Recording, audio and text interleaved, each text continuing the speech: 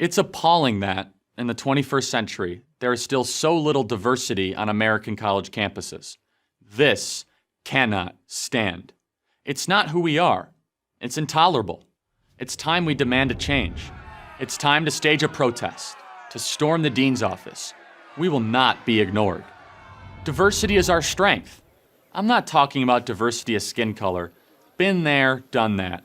Today's campuses are more racially integrated than at any time in history. And I'm not talking about gender diversity. Women already make up the majority of college graduates.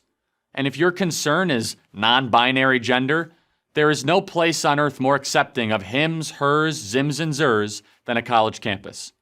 I'm not even talking about sexual diversity.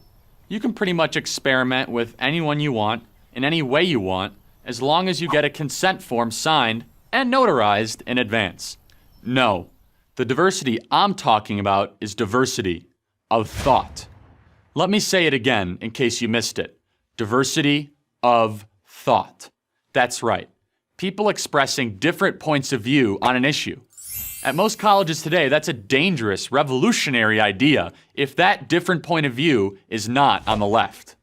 The moment you enter college, you enter an indoctrination center. Remember orientation week? It starts there and never stops.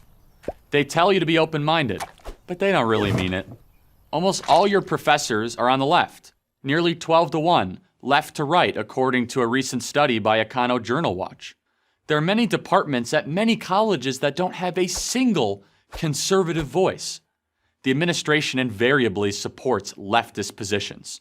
And all those diversity administrators, they depend for their livelihood, that means their paycheck, on creating victims.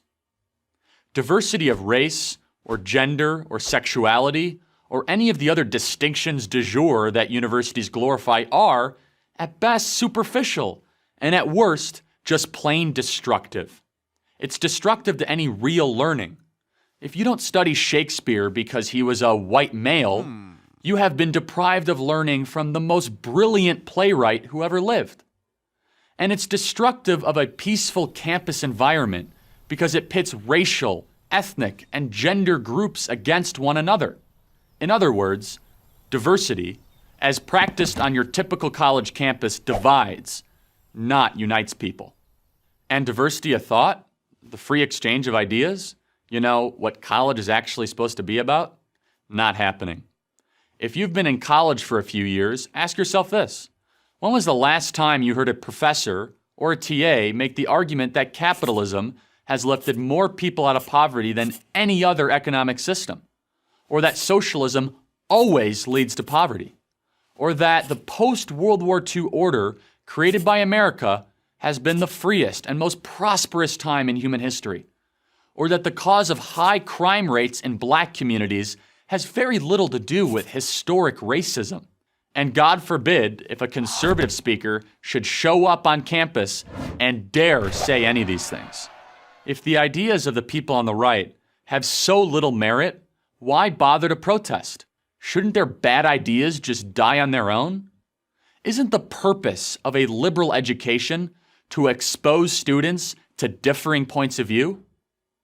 Turns out that the liberal in liberal education means leftist. Here's how the University of California at Berkeley, the pinnacle of political correctness, describes itself. Our goal is to transform UC Berkeley into an equitable and inclusive academy of the highest caliber, one that fully honors the diversity of our students, faculty, and staff. Give me a break. Berkeley needs to be transformed. It's not diverse enough. After all these years of expanding equity and inclusion, bull crap. It positively reeks of sexist heteropatriarchy. Say that 3 times. I don't know what it means, but it sure sounds bad. Walk around the Berkeley campus, or almost any campus, and you'll see plenty of blacks, Hispanics, gays, lesbians, even a straight white guy or two. College is a place where they want everyone to look different, but think exactly the same. It's like a freaking cult. At some point, you have to stand up, separate yourself from the crowd, and say, enough. It's time to diversify thought on campus. It's time to demand a real education. God knows you're paying for it. I'm Charlie Kirk, president of Turning Point USA for Prager University.